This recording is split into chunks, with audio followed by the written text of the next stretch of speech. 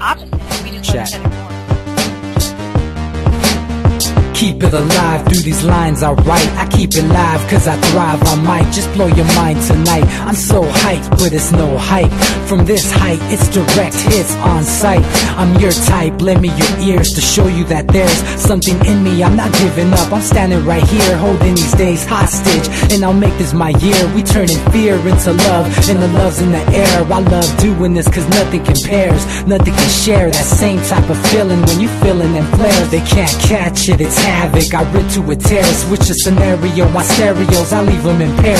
Variables start to change and they're all in my range. I just gotta grab it, it's all mathematics. Every step is drastic, I make it fantastic. I'm trying to take your breath away. Asthmatic. This is live through the stereo.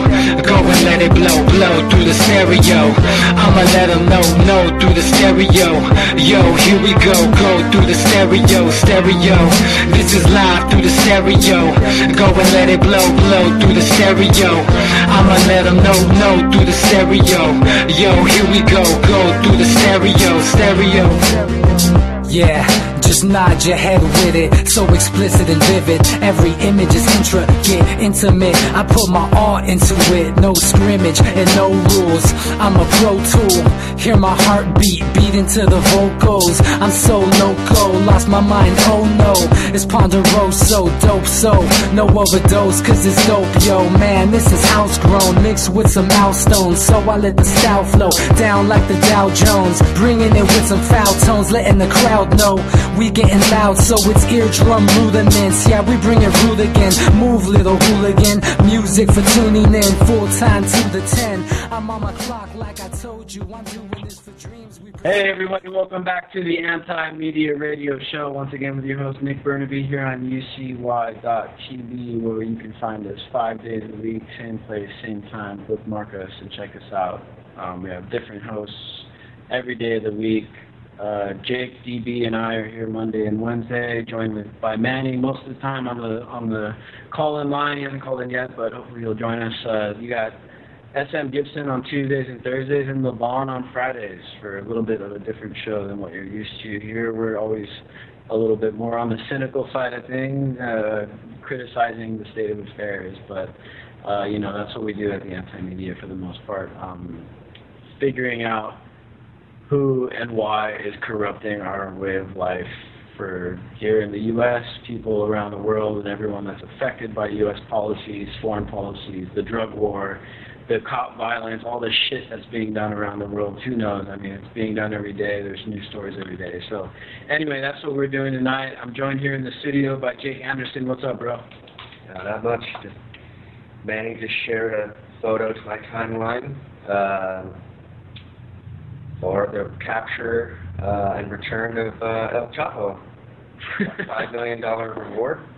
Yeah, and the funny thing about El Chapo is that, once you catch him again, you spend $1 billion trying to hunt him down, and you catch him, throw him in prison, he gets his way out. The second time the guy's escaped from prison. And maybe he'll be the next Bin Laden. You never know. I mean, it's starting to see that way. Bin Laden from south of the border. We're also joined tonight by my longtime co-host, DB Schwartz. What's up? What do you got on your mind? Hey Nick, I'm offended at your cynicism. Hey man, it's hard not to be have a little bit of pessimism here with the state of affairs, but in all honesty, man, I'm pretty optimistic with what's been going on because from all signs that I can see, it seems like people are more and more starting to realize what's going on, and they're refusing to stand for it, man. And go ahead. Hey, this is the fourth time the U.S. corporation is about to go bankrupt, and it might be the first time we can avoid a major world war as a result. That in itself means our generation could possibly break this cycle of insanity. Yeah, man, we are, the younger generations, the fighting age people, we are pretty disillusioned with war, because we're a generation that's grown up having to deal with, post 9/11 syndrome, which is, this national security state, total warfare, the war on terror, which has turned into basically a world war. But But yeah, man, I think that the younger generations, you know, the people under 40, for the most part, are kind of at least a little bit more aware of what's going on than maybe our parents were and their parents before them. You know, if you look back and you know, look at like the 60s and the 70s where you had a lot of this anti-war movement, and you know, people were like, yeah, let's get out of Vietnam, and you know, why are we over there bombing these little villages and killing children and doing all this stuff? Let's do copious amounts of drugs and screw a bunch of people we don't know too. That's what derailed him, Nick, and we're not going to fall prey to that trap. Hey, I don't know about you, man, but I'm trying to fall into that trap. No, I'm just joking. You're already in that trap. Sometimes the traps are then they all, you know, put suits on and start working on Main Street, and that part wasn't good. Yeah, unfortunately, a lot of those hippies from the 60s are now the guys running Monsanto and shit like that, so let's just hope that we don't do that kind of thing. Yep, scum.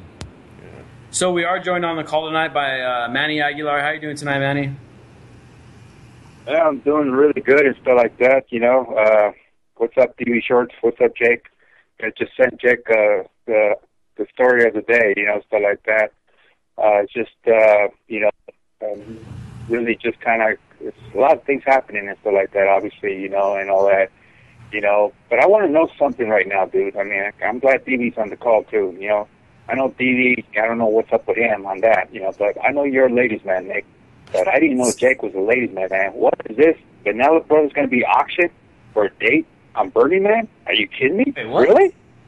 Yeah, well, this is a bit of misinformation, but there's a I'm taking part in a date auction At Burning Man.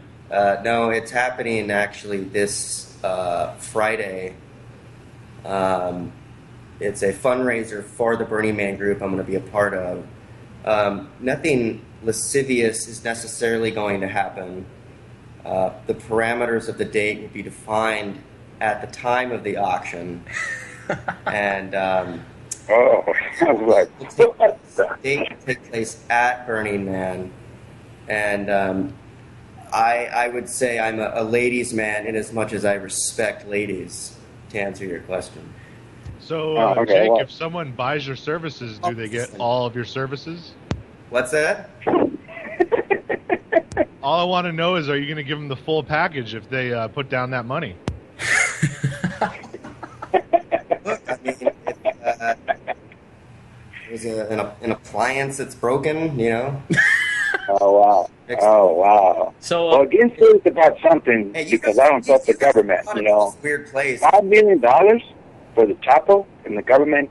I mean, Jesus Christ, dude. I would have to tell them to give me half down if I was going to go for it, but I don't trust the government, and I wouldn't, you know, I would trust the Chapo to give me $5 million, but I wouldn't trust the government to give me $5 million. You know what I mean? yeah, man. I mean, they always put ransoms on these guys' heads, and then when you snitch on a guy, it always gets kind of hard to collect on your ransom. And then if you do collect on it, well, you got to go into some kind of witness protection program, because then Chapo's guys are going to go out there and try to take you down. And then what's the point of having $5 million when you're in a witness protection program? You know what I mean? There's not much of a point to it, which kind of tells me, I mean, come on, let's be honest. $5 million to catch El Chapo, that's not going to happen, dude. The guy makes $500 million probably every quarter. So Good luck spending it too, right? yeah, yeah, man. Jake, before we go on into the news, you've told me a lot about Burning Man and how it's, you know, a really positive experience. And why don't you let our audience know real quick what Burning Man is? I'm sure most people have heard about it, and why it is that you like it.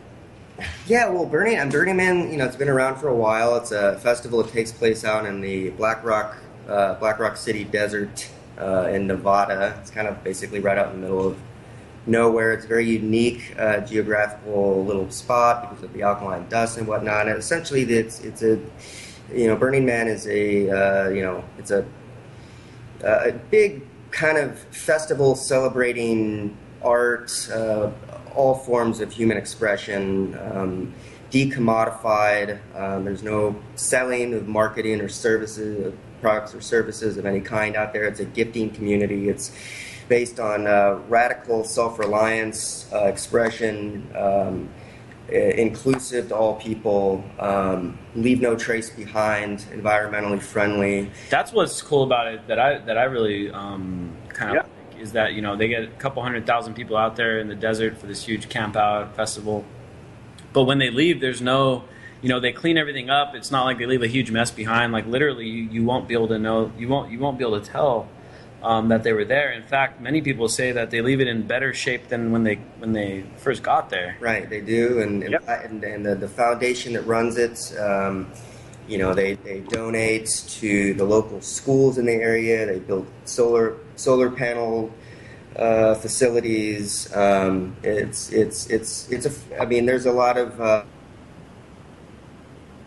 you know, how Burning making millions of dollars, and that it's hypocritical, and it's, yes, there are flaws with every movement, but it's a force for good in the world, and it's spreading outward. More people are learning about it. More people are thinking about ideas of, you know, radical self-reliance and things like, and decommodification and gifting and working together as a community to create a city, build it, take it down in 7 days. And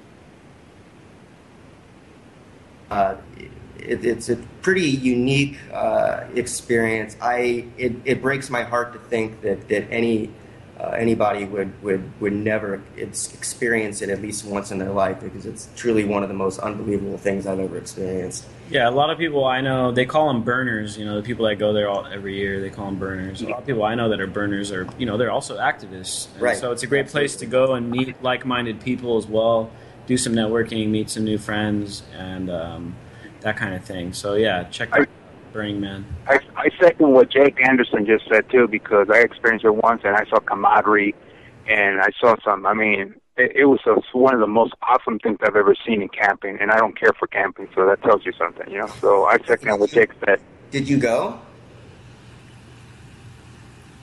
Is that what he said? Yeah, he said he went. Oh, one awesome. Time. So on to the news here, because there's plenty of news to talk about. And the first thing I want to bring to the floor here is the debates that are going to be going on tomorrow, the Republican presidential debates. There's going to be... Exactly. There's going to be a bunch of... I don't think I can watch it, to be honest with you. There's going to be a bunch of hyperbole. There's going to be a bunch of rhetoric. A lot of bullshit. A lot of bullshit. All bullshit. And to our meme that we had posted up today for the show, it basically says politicians are like pro wrestlers, pretend to be opponents, choreograph moves paid by the same companies. And then politicians pretend to be opponents, choreograph moves paid by the same companies.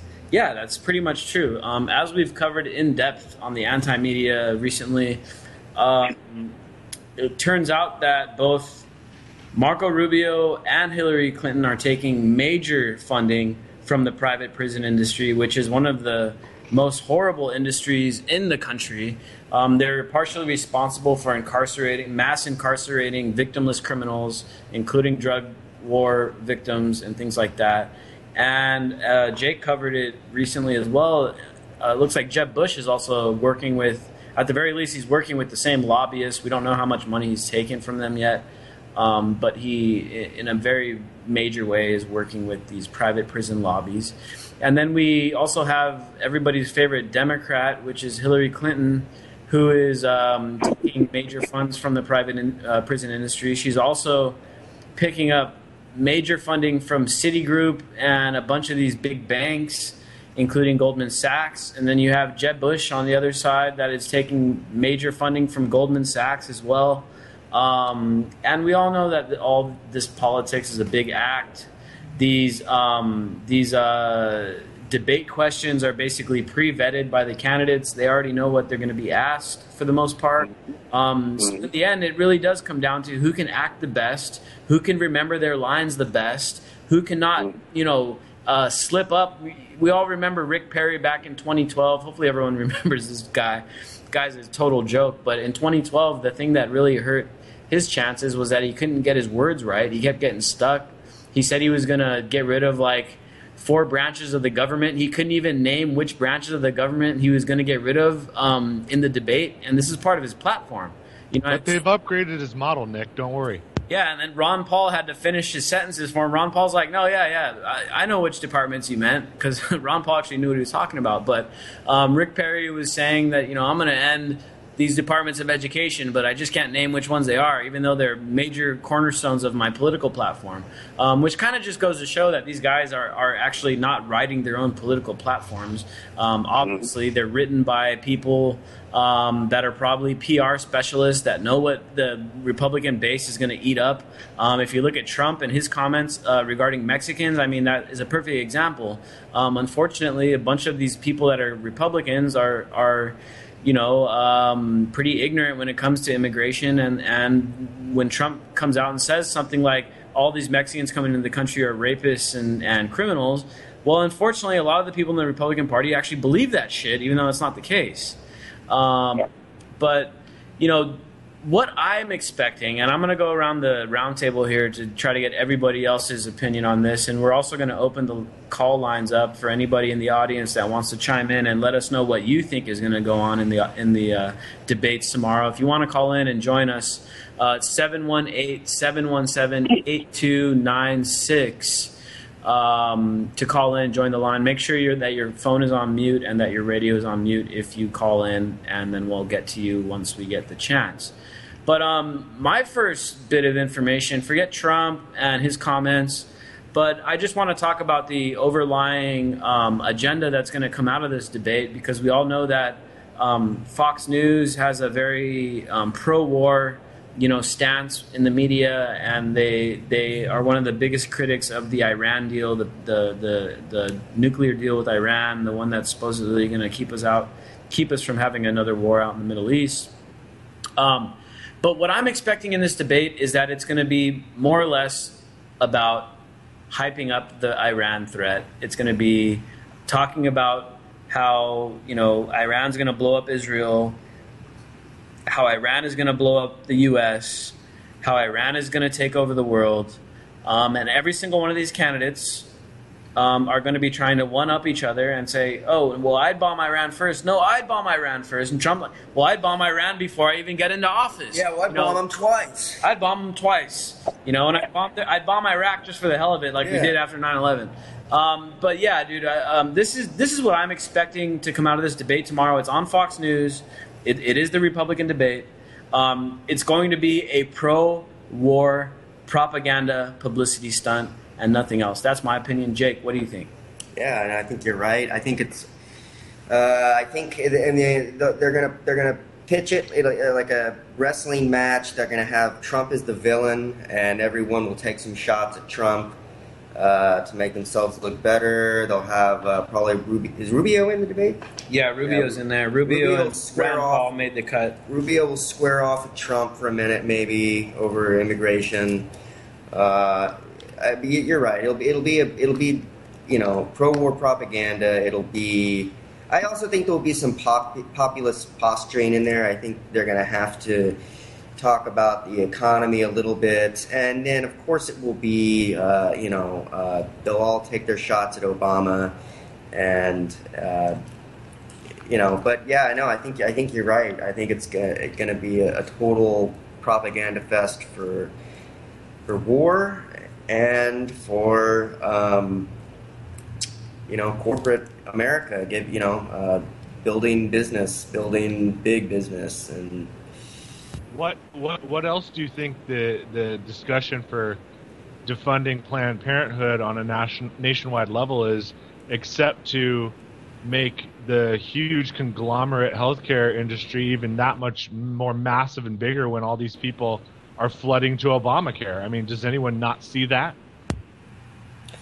Interesting point. I haven't thought about that angle yet, but it's a possibility. DB, what do you think we're going to see tomorrow night in these debates?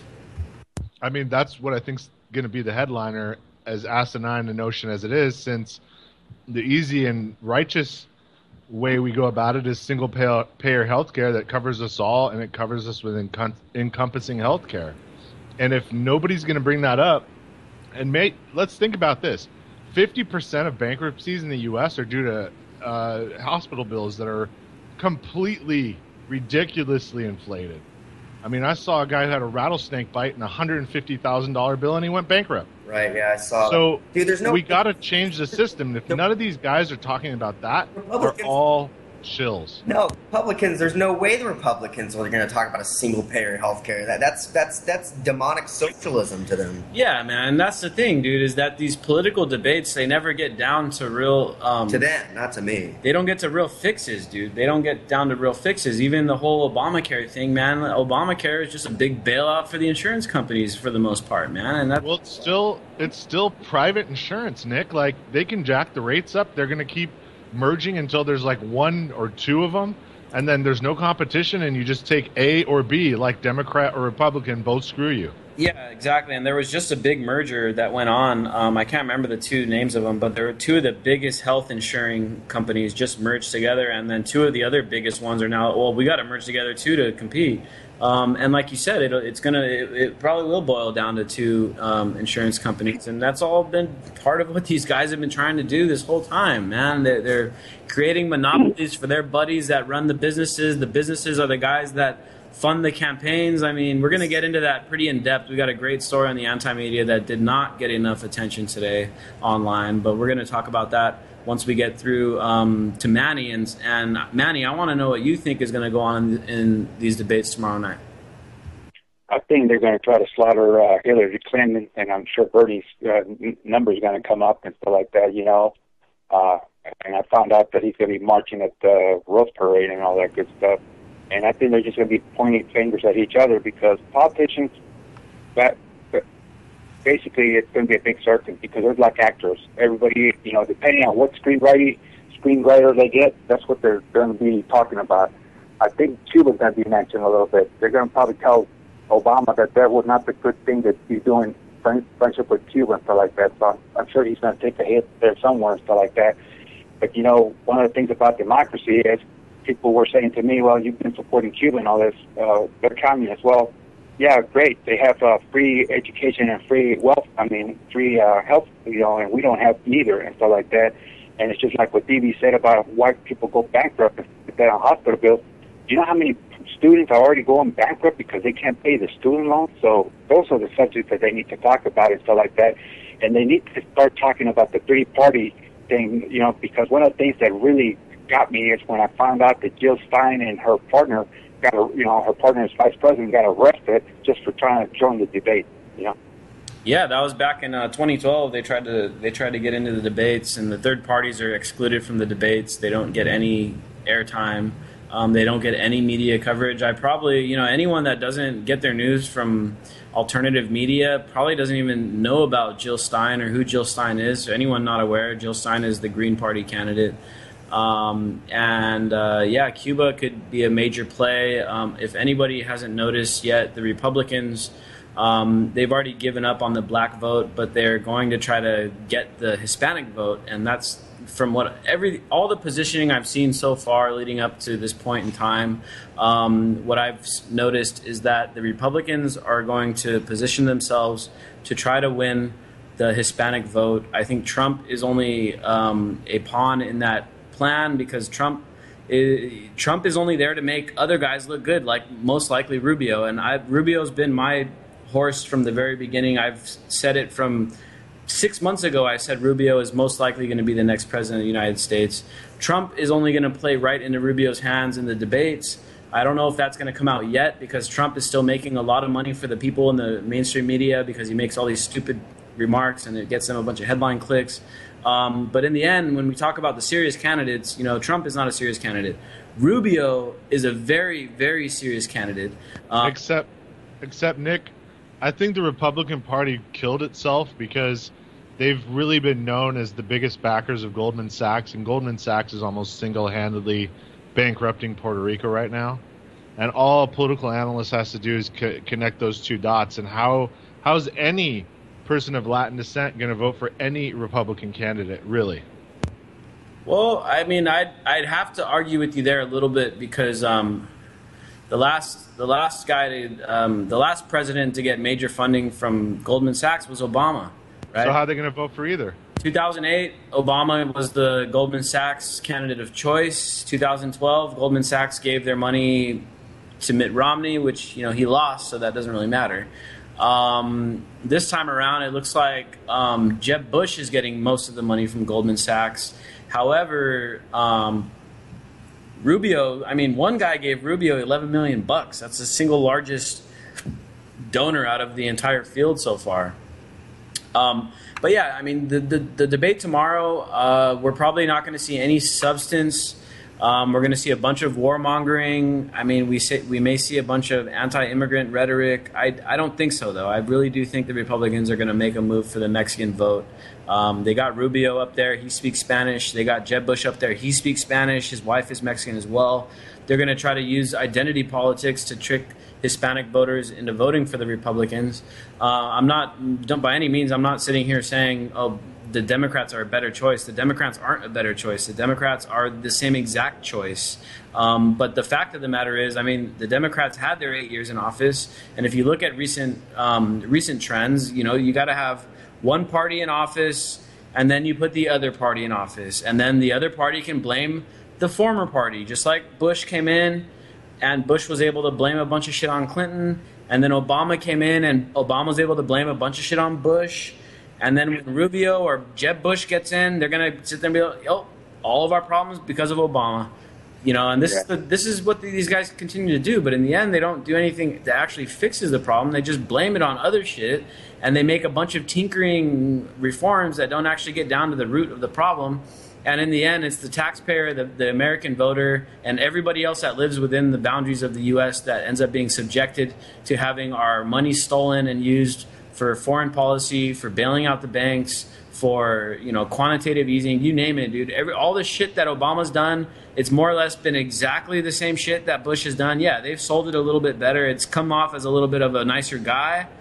But in the end, man, Obama very much in the same way carried on those policies that Bush did. And the next president, if it comes from one of those two main parties, which 99% chance is that's what's going to happen. Well, I will tell you something though about the Republicans cannot count automatically on the Latino vote. I know you said Hispanic. I like to use Latino because I'm from Latin America and stuff like that. And so they can't count completely on it because right now, especially with Mexico's help, the PRI are the Republicans. So Mexico's got a Republican president right now, and we've been basically shattered by that president. So that's going to fall over here. And now there's a lot of people that are trying to, that's why that government's trying to recruit people to live here to vote over there. Well, vice versa, it's going to turn around because I've been seeing the polls, of different medias, especially independent ones, and we blame the Republicans mostly for the immigration problems. They haven't kept the promise. They're not that Obama did either, but especially Republicans, they're the ones that are being blamed for holding Obama because they think Obama at least try to push a little bit, but the Republicans help immigration completely, because obviously, let's face it, he's a Democrat and then he was black, so he wasn't popular with the Republicans anyway, stuff like that. So Latinos in general blame the Republicans for immigration to be at a standstill, Yeah, man, I could definitely see that happening, but you can never underestimate the power of the corporate media and building up a frenzy for these people, to get elected.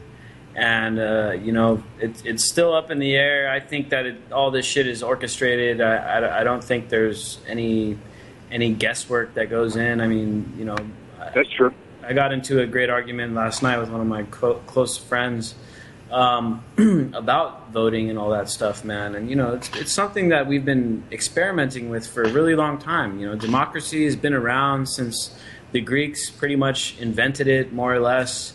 And then, the Greeks had this pretty cool civilization back in the day, and they had democracy. And then they also had Alexander the Great, and Alexander the Great, he's sold as this kind of mythical character that was undefeatable and this kind of, but dude, Alexander the Great was a killer, man. He was he was a dictator. He was an emperor. He killed a bunch of people. He enslaved a bunch of people. And then, and then Rome picked up those ideas several hundred years later. Rome experimented with democracy, and then what happened in Rome? They had Caesar, They had all their emperors. They're just both imperial republics. We are too. We're continuing the tradition, and those eventually morph into plutocracies, which they really are anyway. And the rich rule through the shadows, through their elected officials who honestly really don't have any power anyway. All the major decisions are done on a corporate donor level. So that's what we get. That's what they had. And that's what really works if you're trying to, expand an empire and then contract it, collapse an economy, and get richer. Yeah, man. Yeah. If you're trying to concentrate wealth and resources and power, well, then, democracy is for you, because unfortunately, even though democracy initially and at its very basic philosophical level on paper, it's a great idea. It's like, yeah, the people get to vote. We get to, we have a say in our own affairs and all that. But, the problem is that we keep voting for people, for fallible people, politicians, which is even worse. I mean, some people don't even like to call politicians people, but we keep voting in these politicians, man. And as DB kind of alluded to there, the politicians aren't really beholden to us except for during election time. And election time, it's like, oh yeah, I'm a great candidate. Here's my commercial. Here's why you got to vote for me, guys. And forget about those last 4 years where I helped start up a war in Syria and Libya and Iraq, and we helped set the stage for ISIS by creating a power vacuum in the Middle East. But hey, vote for me. I'm going to keep America safe. I'm going to make sure that your job is good. And unfortunately, most voting Americans and the baby boomers are a big part of this. They buy that shit. They see the advertisement on TV. Is like, you know what? Jeb Bush does seem like he actually cares about America. He really is gonna, yeah, his brother may not have been the greatest guy, but at least he loved America. Obama's a communist Kenyan. He hates America and stuff. But like, on the other end of the spectrum, you got these Democrats that voted for Obama in 2012. Now, don't get me wrong. There's a bunch of my friends that are former Democrats that voted for Obama in 2008, and then they're like, holy shit, Obama is just like Bush. 2012 comes around, everyone's like, okay, no, this isn't happening. Okay, I give those people, I give them credit. But there's still people out there that voted for Obama, and even though that he's George Bush 2.0, 3.0, they're still standing by him, and they'll defend him to the grave. You know what I mean? I've got family members that are that way. Yeah, Obama, yeah, he maybe shouldn't have done this. Maybe he shouldn't have overthrown Gaddafi. Maybe he shouldn't have tried to overthrow the Syrian government. But he's still a good guy. I still vote for him. I still support the Democrats. I mean, dude, the hypocrisy is on both sides, man. There's the hypocrisy on the right. There's a hypocrisy on the left. It's like that old song. You got clowns to the left, jokers on the right, whatever you want to call it, man. It's there. The fact of the matter is, though, is that no matter which party gets in, dude, the same agenda gets carried out. Maybe there's a slightly different corporate interest that benefits from it. Maybe it's not Halliburton because it's not a Republican, but it's the other defense contractor that bankrolls the Democrats. I mean, either way, you still end up with basically the same policies. And until we step out of that, we're going to be pretty much doomed to, having to deal with pretty much a warfare state. An empire, an oligarchy, a plutocracy, whatever you want to call it, man. All it is just, they use different words for it. And you got Bernie Sanders coming up as this socialist Democrat and stuff. But if you look at other countries that claim to be socialist Democrat, I mean, you got England, the UK, you got plenty of countries in Europe. I mean, all those countries also have their own issues as well. I mean, in the end, what it comes down to is renaming oligarchy, because for the last several thousand years, I mean, that's pretty much the only form of government we've had. They've named it a bunch of different things. They've tried a bunch of different ways. But in the end, it all boils back down to oligarchy and empire, no matter which way you want to slice it and which way you want to name it. But it's up to us with the internet, now that we have access to the information. Back in the day, man, think about it, dude. Back in the day when you're a Roman citizen and you're like, yeah, man, we want to do, we want to have democracy and stuff. Well, you really didn't have access to the information to go look and see, oh, the Greeks messed up by doing this. The Greeks should never have done that. They should have never have had an emperor and all. Well, dude, unless you were an extremely rich person, you wouldn't have access to all that information, to those books. And books back then were all handwritten. You'd have to have a lot of money to have a book back in those days. And, therefore only the rich people have the information, and the rich people are always the same people that want to have empire because that's how they make their riches anyway. So they're all for it. But the average Roman citizen just didn't have the access to the information. That's what makes us different right now. We actually have access. Everybody's got a phone. Almost everybody in the country has access to the internet. You can go online, sign into Facebook. You can go online, go to your favorite alternative news outlet, and you can say, oh, shit, this is turning into an oligarchy. Let's reverse that. Let's not fall into the same trap that the Romans fell into. We're already in the trap, but can we get ourselves out of it? I mean, that's the strength of having the internet and these worldwide connected networks where I can go hit up my buddy in India right now and he'd get back to me in 10 seconds. That is just something that the people back in the day never had.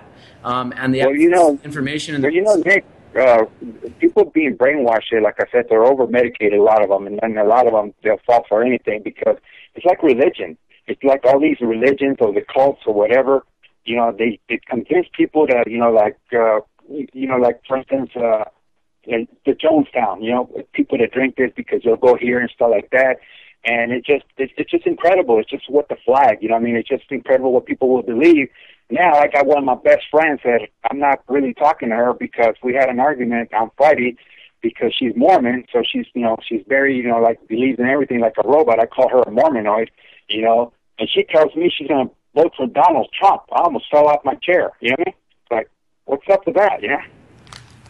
Hey man, the golden rule. These religions, they got these golden rules where treat the people that are poor and give them food and vote for Donald Trump. I guess that's part of the new golden rule, huh? Yeah, it's like wow. Yeah, man, and outside of the religious thing, statism is a religion, man, and people worship the state, they worship the government, they worship the police. Even now, even on the anti-media Facebook page, every day we post these stories about these horrible things that the cops are doing, and you got people defending them, even on our page that are fans of our page, and it's like, dude, how many of these, cop apologists are there out there? But like you said, it is very much it comes from a religious kind of, nothing against people that are religious. I mean, I have plenty of friends that are extremely intelligent, that are completely aware of everything, and they still are religious. But, the institution of religion relies very much on conditioning, propaganda, brainwashing, getting people into these kind of habits. And worshiping the government is more or less a very similar concept. Unfortunately, it runs very deep in the U.S., and it's not hard to see why. I mean, everyone listening that went to public schooling here in the U.S. and elsewhere even probably, I'm sure, had to deal with some sort of Pledge of Allegiance type of ritual that goes on in our schools from the time you're in kindergarten until the time you graduate high school. I mean, every single day you're in there pledging allegiance to the flag and, basically brainwashing yourself into not questioning what's going on. And people, especially the cop apologists, they come on our threads and they're like, oh, you guys are anti-American and you just, hate the cops. They're just doing their job. If you don't want to get harassed, and, just follow the orders they give you and stuff like that. But I'd like to make a counter argument to that. And I'd like to say that what we're doing by criticizing the cops is what is even more patriotic than just blindly following the shit they tell us to do, because we're actually trying to improve it.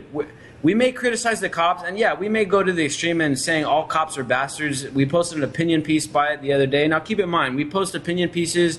We don't necessarily feel that way as an organization, but our authors have opinions, and they express them. Me and Jake have both written plenty of opinion pieces, and those are our opinions, but we share them with other people. But, in the end, criticizing this horrible shit that's going on right now, the system, the cops, the foreign policy, the politicians, the corruption, all of that, criticizing it is the only way to improve it. You know what I'm saying? The only way to make shit better, to end the wars, to end the drug war, to end the cops killing people, is to criticize the hell out of it until enough people start realizing what's going on. Because if we sit there and just blindly follow it and say, oh, well, it'll just get better over time, well, I'm here to tell you that that's not the case. Because government gets worse over time. The more shit they're allowed to get away with, the more and more they start taking. You give them an inch, they take a mile, like the old saying goes, man. And that's just a recurring theme throughout history. No different here in the U.S. of A. You know, this is an empire, man, and we're here to break it down. But first we got to get people aware and knowing what's actually going on. Most people don't realize the U.S. is an empire. Most people don't realize that we got military bases in over 100 different countries. Most people don't realize that we have 1,000 military bases around the world. Shit, we're one of the only countries that has a military base outside of its own borders, man. I mean, Nick, we're the only country, or if you want to call us a corporation, which is more realistic, that actually owns land on both sides of the Atlantic, because I always consider Israel our 51st state. Yeah. More or less, man. And, you know, that's another point of contention that's probably going to be brought up tomorrow in the debate. Because, you know, Israel, thanks, again, going back to the whole internet thing, thanks to the internet, people are finally starting to realize what's going on in Israel. And now, because of the boycott, divest, sanction movement, it's also known as the BDS movement, which is it's a movement where organizations, individuals, businesses, even like schools and even investment funds and stuff like that are starting to divest from Israel as a protest of saying, hey, you guys got to start treating the Palestinians as human beings. And so this BDS movement is getting really big. It's starting to cost the Israeli economy by the billions. And Hillary Clinton, in fact, she's being bankrolled by this one really big Israeli donor. And she came and issued a statement against the BDS movement. And she even said that she'd be willing to involve Congress in ending the BDS movement. Basically, you know, and boycotting is one of the strongest, is one of the few tools left. It's one of the few democratic tools left that we have. Boycotting a company, boycotting a country like Israel for the crimes that they do. You know, I know plenty of friends that boycott Walmart because of their labor practices and their use of slave labor and all that stuff. There's companies that are being boycotted here locally in Ocean Beach. You know, the people out there boycott Starbucks because they have their own reasons, whatever. But Hillary Clinton is a complete tool for Israel. She's issued a statement saying that she'd go as far as using Congress to end the boycotts, meaning that she would use legislation to try to forcefully make institutions reinvest in Israel and stuff like that. And that's going to be a big topic, I think, tomorrow night in the debate that we don't want to overlook, is because all of the candidates, every single Republican candidate out there, including Rand Paul, is pro-Israel, and they all believe in our military aid to Israel, even though Republicans claim to be fiscal conservatives and we want to cut spending and we want to lower taxes. Well, dude, let's talk about all those billions that you guys give to Israel every year. Oh, no, let's not talk about that. You know, we got to keep doing that stuff. They have their own reasons, be it religious, be it monetary, because they get money from the defense contractors that send the shit over to Israel. I don't know what it is, but it's one of... What is it a day, Nick? Somebody wrote an article where they broke that down, didn't they? Sorry, what was that? What is our actual foreign aid daily to a country of what, roughly 7 or 8 million people? I mean, don't we send them something stupid like 10 million a day or something, maybe even more? I'm looking at that's what the board said. I gotta look that one up. I know that it's over 3 billion. So it's 10 million a day, yeah. Because if it's over, yeah. So that makes sense. I mean, we're basically we're subsidizing their entire economy if the nation's only 7 million. You know. Exactly, dude. And the bit of their economy that doesn't rely on U.S. aid, that actually relies on businesses and spending and you know. Exports and all that stuff. Those businesses are being impacted right now by the BDS movement, and all of these politicians are going to go up there tomorrow night and they're going to wage a PR campaign in favor of Israel, including Rand Paul, everybody's favorite pseudo-libertarian conservative Republican. they're all in favor of it, dude. They all want us to keep sending them money, and we've seen it last summer in Operation Protective Edge. Israel went out and just bombed the shit out of a bunch of people. And I mean, shit, we come to find out the whole Operation Protective Edge was started in a false flag manner, actually, because they blamed some kids got kidnapped. They blamed it on Hamas. Turns out it wasn't even Hamas that did it, but they waged the war anyway. It was very much a false flag, and all these Republicans and pretty much all the Democrats as well have blood on their hands for supporting Israel. Now, the thing that differs between the Republicans and Democrats, it's not the politicians. The politicians are pretty much all the same. The people, though, I mean, if you look back in 2012, if you look at the Republican or the Democratic National Convention, there was actually a big stink that was made about ending aid to Israel and by activists in the Democratic Party, but unfortunately their voice was overrun. They did away with their own set of rules that, their own democratic kind of rules where people can voice their opinion on the floor of the convention.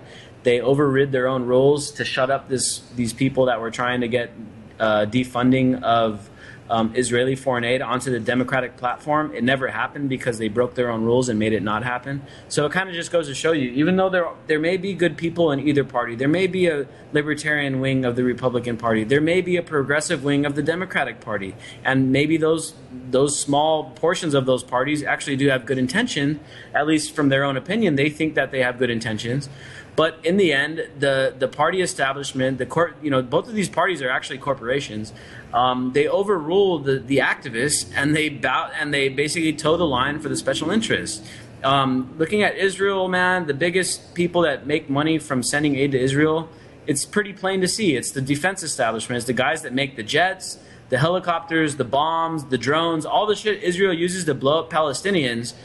Someone's got to make that shit, and it's Raytheon, and it's all these defense contractors that make all these weapons. They make all the money. They control the policy in the Democrat Party, in the Republican Party, both. Tomorrow is going to be an Israel love fest. It's going to be an Iran hate fest. And that's pretty much mostly all there is to it, man. We're going to see a big old PR campaign. And anyway, I want to get a little bit more into some of this campaign finance. As boring as this shit is, it's stuff that people need to know, because there was a huge report that came out, and it basically showed that there's almost $300 million now that's already been raised for 2016 election. Now, keep in mind, we're still over a year out. Out of that 270, I think it was 275 million, 280 million bucks that's been raised. Half of that money has come from only 400 families in the U.S. And now I'm sure everyone's aware of the wealth inequality, how there's only a handful of people that own pretty much all the wealth. 10%, the top 10% own 75%. The top 3% own twice as much as the bottom 90% in the population. But thanks to this thing called Citizens United, which pretty much put the nail in the coffin of whatever was left formerly of U.S. democracy, that was already hanging by a thread. Citizens United kind of just cut the thread. It basically opened the door up for all these just unlimited and untraceable amounts of money to just pour into our elections. So now literally you got 400 families that are going to decide the fate of everybody else. 400 people decide the fate of 300 million people by electing these politicians. And it just goes to show how much of an oligarchy that we're kind of stuck in. And there's no getting around it, man. There's just no getting around it. Scott Walker raised $20 million. 13.5 million came from 4 donors. 4 people gave Marco Rubio $12.5 million. Ted Cruz raised $37 million. 3 families gave him $11 million. Jeb Bush raised $103 million from 26 people. And Hillary Clinton's got $15 million, and 9 of those contributors gave over $1 million each. So, I mean, we're talking about campaigns now that aren't financed by the American people. They're not taxpayer financed. They're not people giving donations to their favorite politician. No, that's just not the case anymore. Things have changed. I'm here to tell you guys that that's just not how democracy works anymore. Democracy works for the very rich in this country, and it works against basically everybody else. And and it's not that hard to understand. Like, well, why are these people giving millions of bucks to these politicians? Well, it's plain to see, because once those politicians get into office, they get a return on investment. And the return on investment for political investments is astronomical. It's literally one of the smartest investments you can make. Investing and paying for a political campaign pays off thousands of times higher than gambling your money off in the stock market. Because especially for companies like Goldman Sachs, they can bankroll both sides of it. It doesn't matter who wins; they both in the pocket. When you're getting legislation written that will last decades, Exactly, man. And one contract, like for instance, let's take the what's that stealth jet they got making, F-35? That thing has cost trillions of dollars. You know what I mean? That was a contract that was put into place a long time ago. How many? They put some upfront money to pay for a candidate, where we're like, by the way, if you get elected, let's start this little military action here, and that's what happened with Iraq, with the Halliburton. I mean, it was planned beforehand. They knew beforehand Halliburton was going to be the contractor. Cheney was in office. Come on, connect the dots. It's obvious. I mean, it's sickening. So, I got some stats here, and this is from the Sunlight Foundation, and it's a good website, sunlightfoundation.com. They try to shed sunlight on a lot of this political spending, the corruption. Between 2007 and 2012, 200 of America's most politically active corporations spent a combined $5.8 billion on federal lobbying and campaign contributions. But here's the kicker. A year-long analysis by the Sunlight Foundation suggests, however, that what they gave pales in comparison to what those same corporations got in business from the federal government. So they spent $5.8 billion. Guess how much they got in return? $4.4 trillion in return. Oh, that's unbelievable. So we're talking about a return on investment that basically makes every other investment known to mankind look like shit. So, of course, these corporations and shit, any corporation that's got its profit in mind, and that's what a corporation does. The main thing that they have, the main thing that makes a corporation go is their bottom line. It's their profit incentive and all that stuff. United States, looking at bought and sold to the highest bidder. Exactly. And if you look at the statistics and you see it's like, oh, we only got to spend $5.8 billion, we get $4.4 trillion back. Yeah, that seems like a pretty damn good investment. Yeah. You know what I mean? And so this whole system here, it begs for this money to come in. It begs for the special interest. The special interest comes in. Both parties are equally guilty. The government's guilty for taking the money. The corporations are guilty for putting the money up. And everybody else, that $4.4 trillion that comes back to those corporations in federal contracts, federal whatever you want to call it, we're paying for it. You and me, the average guy that works a job every day, and I work 12, 14 hours a day sometimes on the anti-media. I know everybody out there listening probably works at some job or another, or self-employed, whatever. Everybody pretty much has to work. We all pay into the system, and then these corporations spend a couple hundred, pennies on the dollar. They spend pennies on the dollar to rob us all blind for $4.4 trillion bucks. And sooner or later, I think the farce is going to be exposed. I mean, we're getting there. We're getting there. I don't know what percent of the population do you think right now in the U.S. is actually aware of these facts that are going on? We need to get that. Maybe 10%. That's best. Oh, I wish we had 10%. I know we're not at 10% yet. Well, aware, not active. Maybe 1% active. You're right. I mean, there are a lot of people that actually, they know something ain't right? You got 9% approval rating for Congress? Almost every president has a negative approval rating. They just don't have the vernacular and the historical knowledge and Well, you know, and few do. I mean, I don't fully understand it myself either, but like, you know, a lot of people haven't fully connected the dots on exactly what the problem is. yeah, and the problem is that the media foments a bunch of false opposition, right? So you got is a huge problem. You got the Republicans. The Republicans are like, yeah, only 20% of Republicans agree with Congress. I'm just making a stat up. I'm just pulling it out, right? 20% of Republicans only agree with Congress. But 80% are like, yeah, Donald Trump is right. It's the Mexicans that are caught. You know what I'm saying? It's a false opposition. It's a false, you know, they know something is wrong, but they have a false solution for what's wrong. You know, I'm sorry to say it, dude, but any Republicans, conservatives out there listening tonight, by throwing Mexicans out of this country is not going to fix the economy. It's going to make it a lot worse because all the Mexicans that are in this country are paying into the system. They're helping the economy. They're creating jobs. They're you know, doing all the stuff that needs to happen. Economic activity, renting houses, buying houses, you know, buying cars, shit that is needed to create economic activity. The Mexicans are doing all that stuff. You kick them out and you're going to ruin your economy.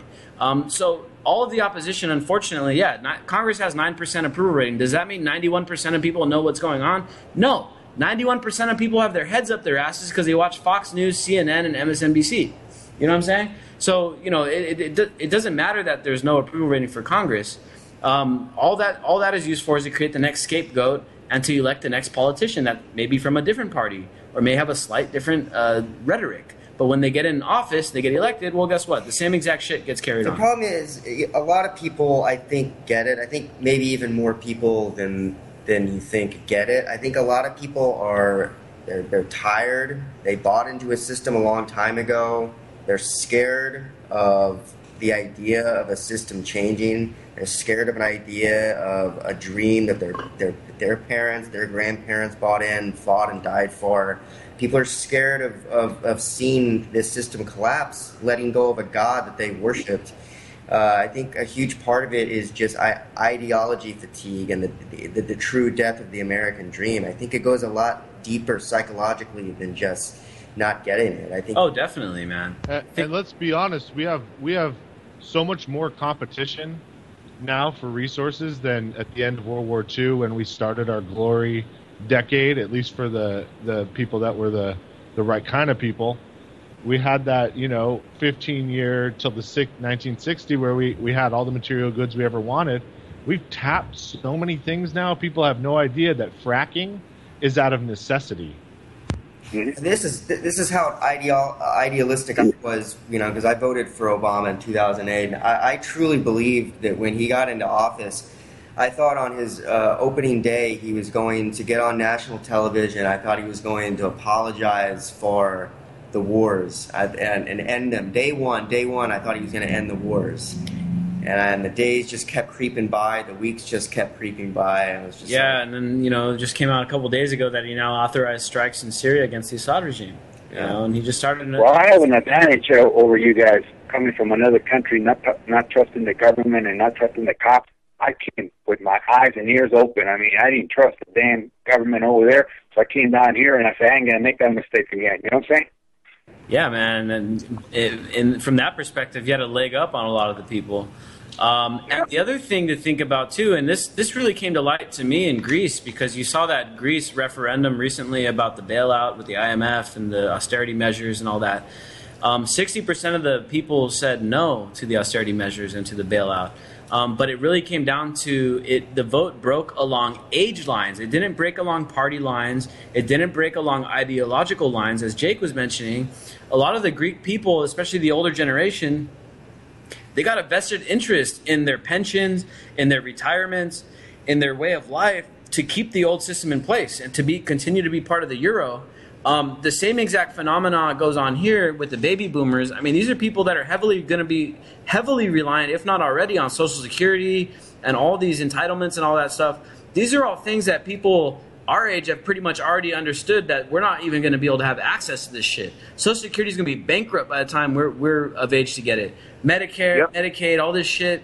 We're not even going to get access to that stuff, dude, because it's all going to be bankrupt and all that shit by the time we're old enough to, receive those benefits that we paid into. So, again, it boils down to the younger versus the older, not against, but you're going to see the older people.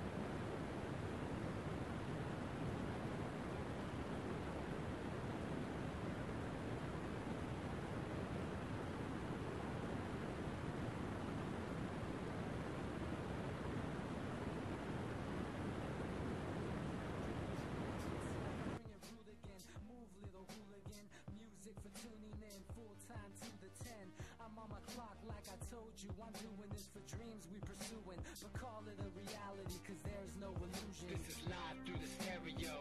Go and let it blow. Access to the internet, we get our information not from Fox, not from CNN, and Buenas noches, guys. our hands to try to send us out there to do this shit. If we refuse, then that's a big problem for them. Who knows? I'ma let them know through the stereo. Yo, here we go through the stereo.